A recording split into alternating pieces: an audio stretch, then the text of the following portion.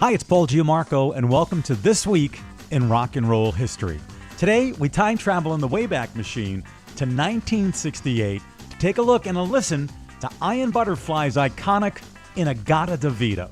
Now, that title was derived from the phrase "in the Garden of Eden." Obviously, someone had the mumbles on that day.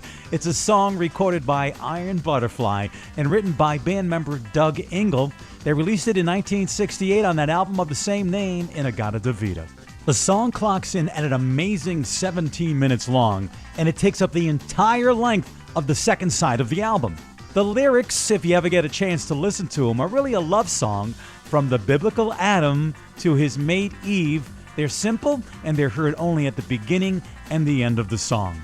Ron Bushy, he's the drummer, he played that now iconic drum solo for much of the song's length. That track was recorded at Ultrasonic Studios in Hampstead, Long Island, New York, and In-A-Gadda-Da-Vida was the only Iron Butterfly song to ever reach the top 40, reaching number 30, even though the album containing the full-length song was far more successful, reaching number 4 on the album chart and selling over 1 million copies. I have one, I admit it.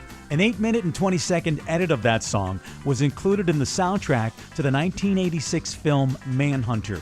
In 2009, it was named the 24th greatest hard rock song of all time by VH1. It's also often regarded as an influence on heavy metal music and one of the firsts of the genre. Now, when Doug Ingle wrote the song, he didn't intend it to be over 17 minutes long, no way, but that's how it played out when the band recorded it at what they thought was just a sound check to test the levels for engineer Don Casale while they waited for producer Jim Hilton to arrive.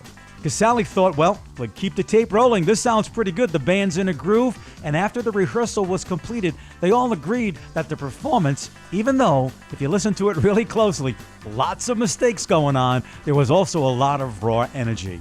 And they thought, hey, listen, this is good enough. We're going to put it on the album. And a second take was never needed.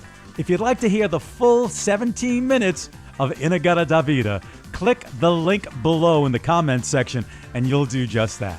This is Paul Giammarco for This Week in Rock and Roll History, and together we'll take another trip in the Wayback Machine next time. See you then.